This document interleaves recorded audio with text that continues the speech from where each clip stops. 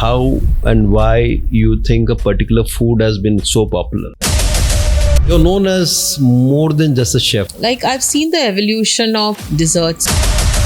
As the brand culinary head with Baskin Robbins India, and critique, like you rightly pointed out, it doesn't happen overnight. You need to be a KOL, like a key opinion leader. You need to have a sense of palate. Till now, you've been into food, and the taste of food. What has changed? What do you think has changed? Getting more impurity in food, not getting transparency. Restaurants open, shut. What do you feel is missing in Mumbai food scene today? Restaurants which have a menu of 500 items, but then when you order, you don't even get 2 items which taste on par. Food connects people. Food for me is life.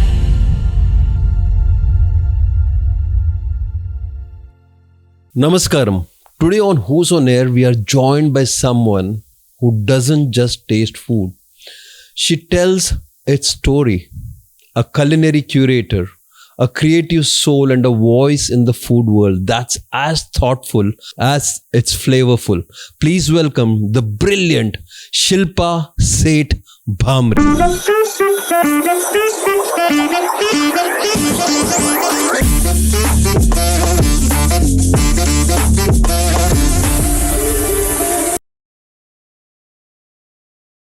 Namaskaram. Let's see who's there on air. And Shilpa, so wonderful to see you. And it is a super day and a super lady, a storyteller, and a lot many things. I'll ask you later who's Shilpa. But the question comes here is, let's start from the beginning. What was your first real connection with food? My first connection with food is my mom's homemade food cuisine, which has been absolutely the best. Moms cook with their heart and to feed everyone. We had the best of ingredients. And my father was a very hearty eater. So we had a great food table which mom would cook, And alongside my growing years, I had access to a lot of desserts and ice cream. Because my father was a hardcore foodie and he worked with certain food-centric brands. He was a financial consultant. So we went to the best of restaurants, lots of ice cream joints, lots of, drive and eat desserts. So these are my first connection of hearty eating. Your initiation into food. Bachpan se Punjabi ho and all that food did matter. Right. And that's where you got into the habit, got inculcated into the right kind of food, the taste, the flavor, everything mattered. Right. So, superb. You're known as more than just a chef, a storyteller. What does that title mean to you for your personality? You're describing me in a very, very heavy and elaborate manner. But I'm happy to say, yes, I portray all those roles. Oh. And I've built this slowly over a period of time. It doesn't happen in a day. A chef, yes, because I was trained. I'm trained from an institute in Mumbai. And I've trained in the corridors of the Taj Mahal, Mumbai also. And then I have had my own bakery, which I founded and I ran for a good many years. Then I moved on to consulting. So everything for me is a synergy of my mind, And when you say you're a curator is someone who brings in the concept, the whole idea. It's not just product development. It's the concept. And to ensure it becomes successful, for the brand, or it converts into a success as a product. So that end vision is what a curator brings in.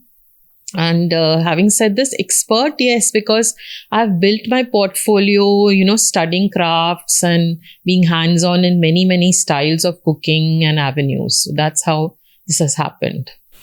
You are known also as a critic. So I think criticism comes when you know different varieties and the transition of food from time A to time B, C and all that. So probably that's where you have understood. So when you visit a new restaurant or try a dish, what goes on to your mind? What makes something story-worthy for you? So if you're looking at story-worthy, you want an answer. For me, your story has to we capture through emotions. Okay. So emotions, either it's through the food or the chef who's built that brand, or he's serving it, or the concept of the cafe. Like I recently went to a cafe which was founded on the lines of crew, and the funding is done by street children. It's called Bombay to Barcelona. I've been there. Yeah. So that again is a beautiful story. The food was very simple, but the emotions were very strong. And, one would go and understand how they are serving the food there and curating the menu. So for me, yes. And critique, like you rightly pointed out, it doesn't happen overnight, You need to be a KOL, like a key opinion leader. You need to have a sense of palate. As the brand culinary head with Baskin Robbins India, we are doing multiple sensories. We are tasting products every week, like a range. We would taste around 15 ice creams or 20 milkshakes. So that sense of palate, that the way to evaluate and judge. So all this comes with a skill and craft. So that's how you get into critique. And of course, the other point is you need to be passionate about food. You need to have a great sense of palate and enjoy it. And you enjoy the food which you taste, and that's where it begins. Like, today probably day one would have been this taste, day two would be another taste. You also understand those nuances, right? Right. When you spoke about storytelling, there's one place which I've heard of. This chef Avinash, who's from Goa. Right. And apparently he was probably down in the USA, and he used to do some kind of food, or he was on the ship. That's what I know about him. And he came back to India. He has a place in Goa. Every food he brings on the table is with a story. Beautiful. And also he relates everything about how that particular dish was cooked, and is booked throughout the year for about many years. Right. So these kind of stories resonate with people, and that's why they are known as the so-called chef. Right. Is there any story you would like to tell me about how and why you think a particular food has been so popular? I just told you about Bombay to Barcelona, but I've seen the evolution of desserts also. Okay. Things like brownies, which people didn't know. When I had my bakery, people would come from far away and people didn't know what a brownie was. But I've seen, how other brands evolved and they've been available everywhere. And now things like lava cake, mava cakes, brownies, all these are easily available. So the palette has opened up. I have seen the evolution of food brands and food pre-COVID and post-COVID. Okay. So pre-COVID, it was different. Post-COVID, when people were kind of stuck at home, they had to cook themselves. A lot of men got into cooking. And then, you had things coming to your house. One food started, you started getting access. So people's palates, you started exploring more. You became a lot of frozen foods also. Those templates came into play, and people have been accepting of that. So this is what I've seen, an evolution. I've definitely see a difference pre-COVID and post-COVID in the culinary sphere of the country. Yeah. So you covered everything from vegan to pan-Asian to local street food. How do you balance diversity with authenticity in your content, the content which you create, because you're going from the star hotel to the street food. How do you balance it? So again, I've been mentored by some very nice foodies. There's also of Serial Eaters. They've mentored me. My friend Aman has mentored me. And, a lot of the people have told me, and I understand, you need to be honest. You cannot, tell anyone about a diluted food experience, because once they may taste it, but ultimately when you taste it, you come to know the truth, So I like to stay honest, and I like to give a very simple perspective. And I also select brands and visits where I go. I select them, I shaft them through. I don't really go everywhere. But for me, even simple joy comes from eating on the street, like you pointed out, like eating a great vada pav. I love delicious burgers. I love pizzas. So I definitely see the brand. I study a bit.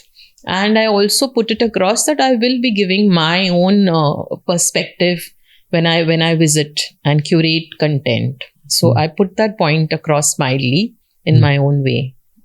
And what is the definition of good food? You also said one word.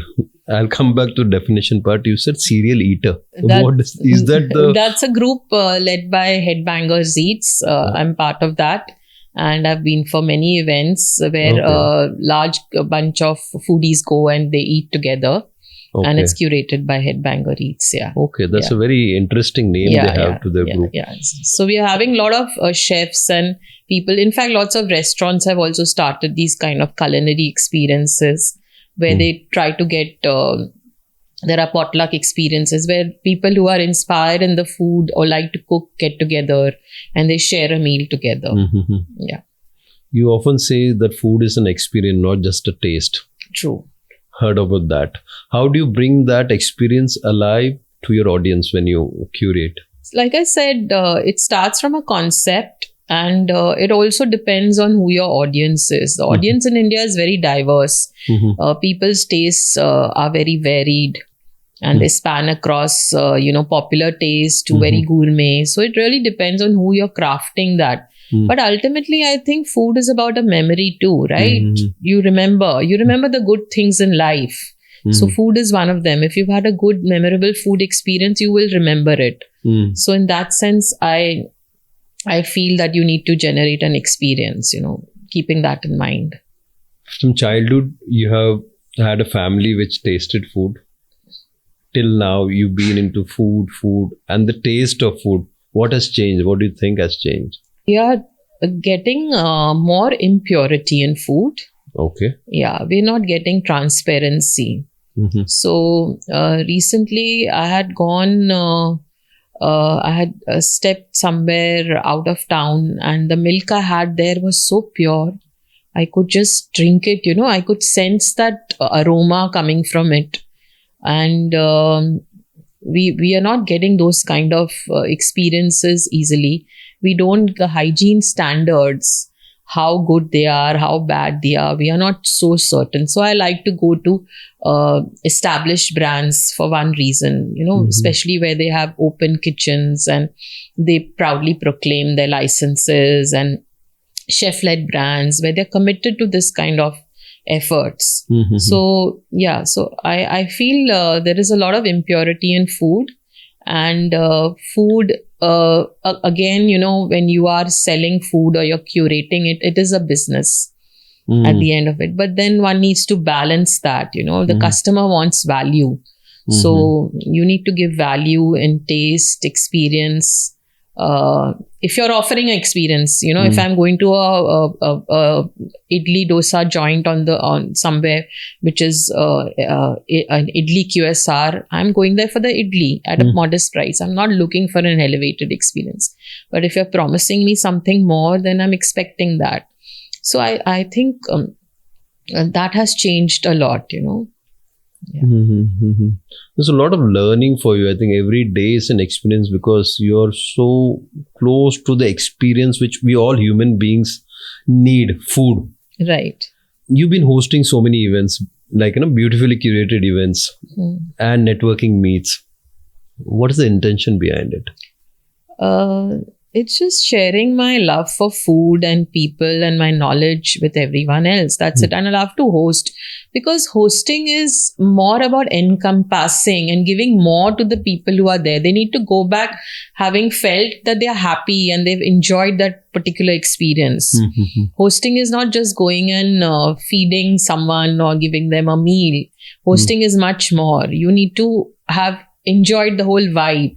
So curating that, there's a lot of thought that goes in, and that comes from love, right? The love to cook and to feed people, to eat with people, to enjoy. So that's the reason why I like to host. See, this one word, love, has been resonating with me. Most of the people, the guests who have come to our show, love has been the superpower, I feel. Right. And which you also just said, that because the moment you do certain things with love, everything changes. The entire feel changes about whatever you do in life. Yeah. And food is one energy which is needed for all of us.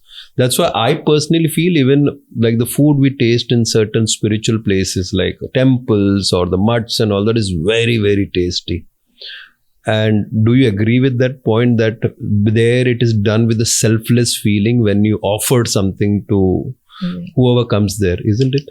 Yes, I totally agree with you. There's purity, there's love, there's seva, there's a mithas in what you're doing, and the food is simple again. And another thing is it's made with the most holistic and best ingredients available.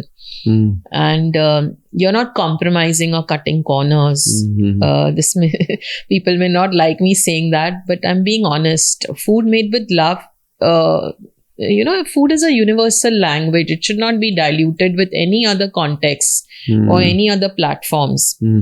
So whatever your food mantra is, you need to go with it and enjoy it.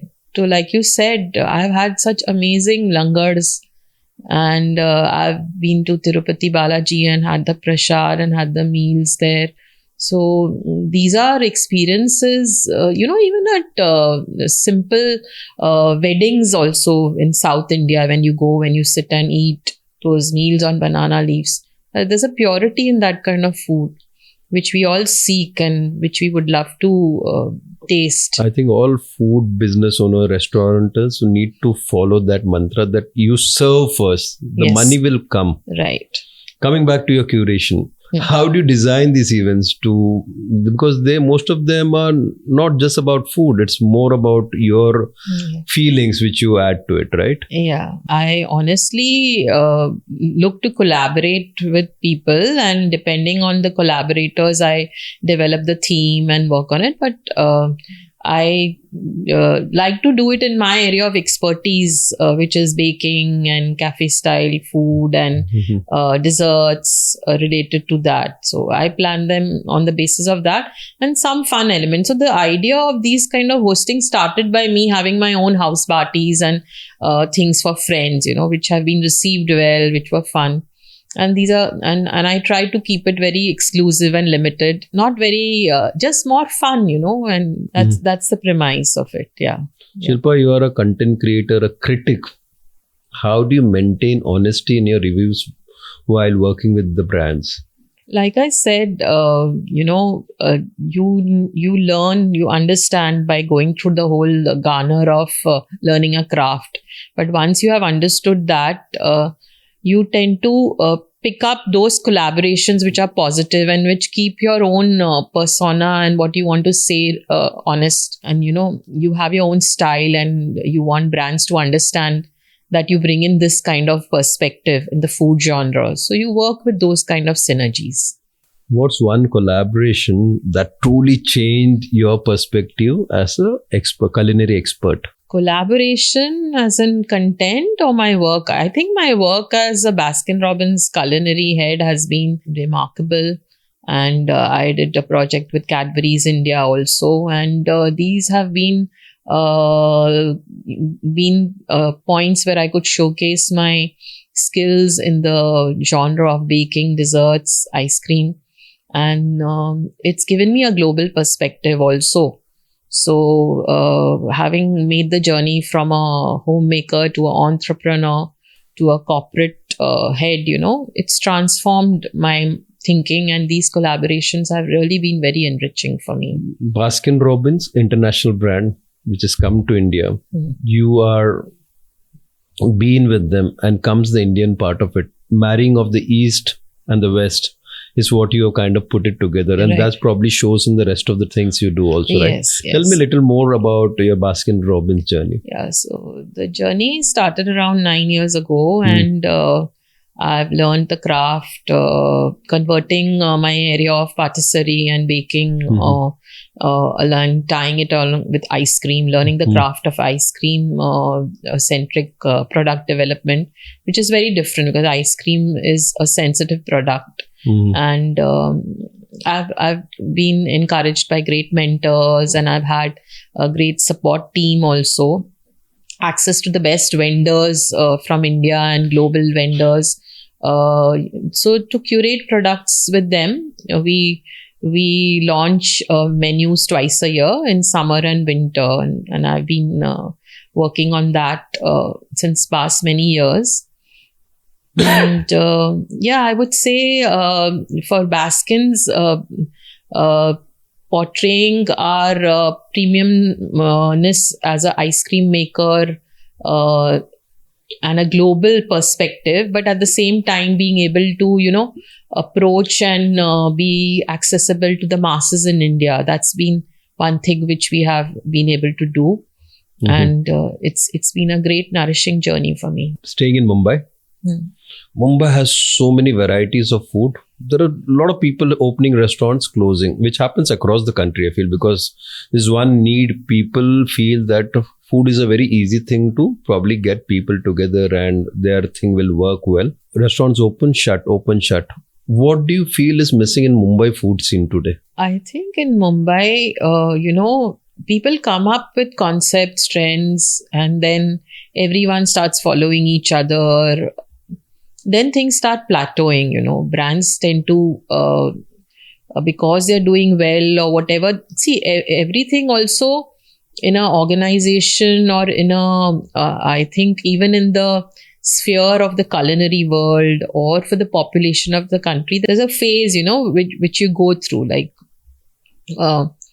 maybe waffles came in and they were interesting, and there's something that waffles we seeing. Giving you an example, we're seeing different types of waffles that you won't even see in Scandinavian countries or Belgium, over here.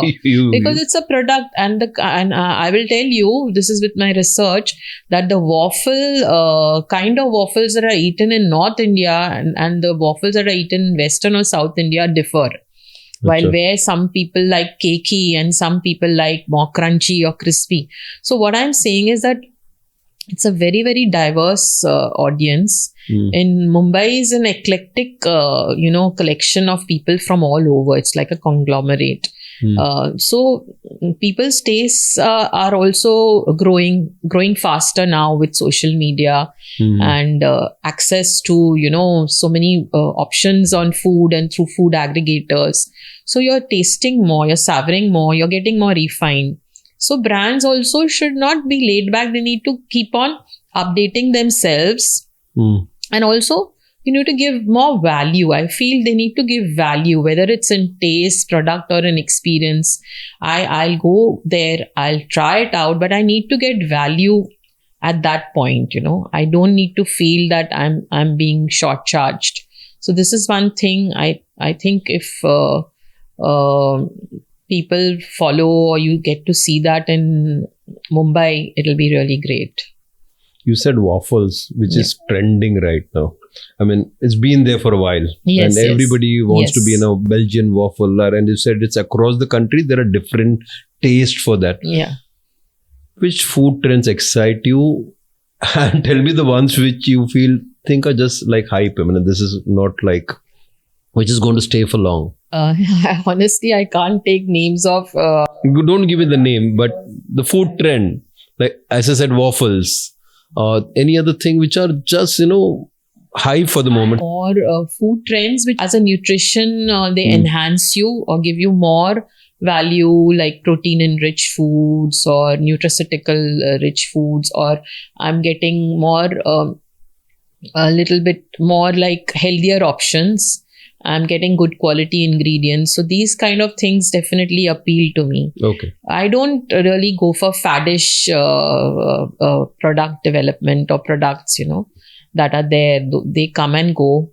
And also dump everything in a bowl kind of products, where everything is added, and restaurants which have a menu of 500 items. But then when you order, you don't even get 2 items which taste on par. So these kind of, I think you need to know your niche, your audience, where you're focused, and you need to serve great food that tastes good. I'll take that Yeah. point about having a restaurant with 100 dishes and they're not able to dish out at least one or two which are great items, Yeah. which is a very, very important point for most of the people who are listening to us. Ki be very clear about the kind of food you're offering to the guests, right? Right. Tell me about your travels. Has any travel destination changed the way you look at food forever? For me, when I travel, the synergy is all about food, Okay. I love Delhi a lot, Okay. and I really enjoy the North Indian food or even other kind of cuisines when I visit there. And honestly, my the experience that I really enjoyed for food has been Bangkok.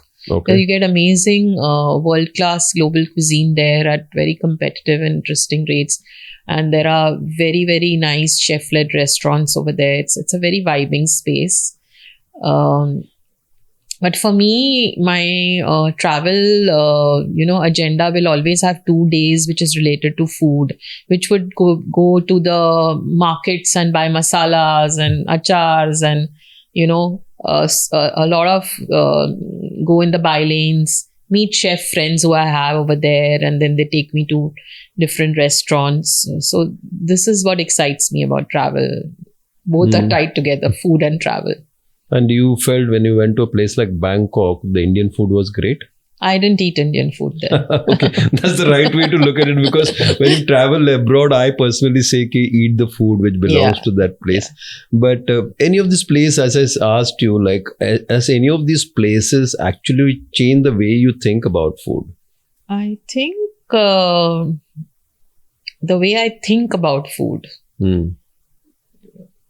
Yeah, I mean, when I went to Dubai, the standard, the quality of the food was so amazing. The ingredients, and the portions, etc. So definitely, it made me think about hearty eating and great ingredient quality, which one should use. So that kind of perspective does come in my mind, but not so much. I tend to learn more about food from expos. Honestly, I do visit to a lot of food expos, food culinary expos. I'm invited there also as a culinary influencer.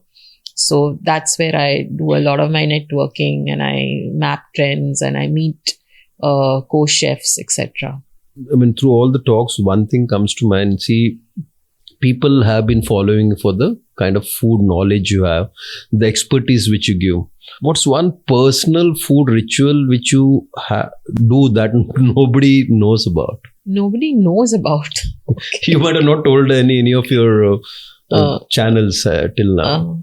Food ritual, I think, is my glass of cold coffee, which I make with jaggery and I make with good pure milk. Mm-hmm. I have to have that, and with a lot of 2 teaspoons. That's my go-to caffeine hit, and and that is there in me because when I was small, my mom would force me to have a glass of tall milk. This would be like a huge mug, for any child. It would be like a 500 ml mug, and she would give me the mug and put me on a tall table and not let me come down till I finish that mug of milk. So I have that.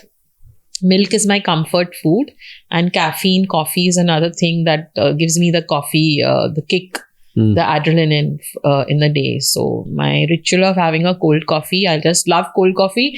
And honestly, to tell you, I go everywhere and sneak in and try cold coffees and I compare them. I literally map every brand's cold coffee version. Which one is your best now? I can't say that. I'm going to ask you questions probably. You have to get everybody there. But any particular Indian place which you feel makes really good coffee? I would say I like the coffee at... I haven't been to so many places. I've been to all the coffee brands. I do like the coffee at Third Wave. Yes. Mm-hmm. And I like filter coffee a lot also, जो South Indian restaurants में मिलती है, वो भी अच्छी होती है. And I mean, other than that, I don't think I'll name brands, but I do go and try coffee everywhere. So just looking back, what is the biggest lesson food has taught you about your life? Biggest lesson. Hmm. I think, I have a hidden Instagram profile which is called the Ultimate YOLO Girl. It's no longer hidden now. So, food for me is life, and you only live once. YOLO means you only live once. Mhm. So, I think food connects people, and yeah. So, food for me is life. Everything I do is around that. Hmm. And that's what it means to me. And finally, the next chapter of your journey, if it had a flavor, what would it taste like? I think it would be a combination of something dark and mysterious like chocolate, Mhm. and it would have a hint of, strong artisanal coffee, Hmm. and a bit of sweetness, a punch, like a nutty praline or something like that, But another flavor I really like is speculoos, that's Lotus Biscoff, yeah. And I've developed a lot of products for Baskin Robbins India using that. So a blend of these earthy flavors, that would be my flavor profile for my life. Which means that is something coming up. Something is brewing, I would say, Yes, as Shilpa's journey progresses from Right. here. Right.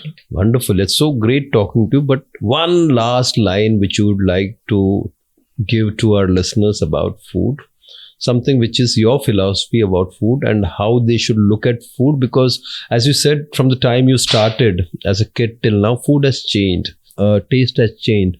The organic part of it is missing. Hmm. What is the lesson which you would like to, just a thought which you would like to put across? Yeah, like I'd like to say, just like all experiences and human experiences, we are based on love and purity and care. I would also put food, in that, define food in that way. Like it should be served with love, made with love, and it leaves an impact on you.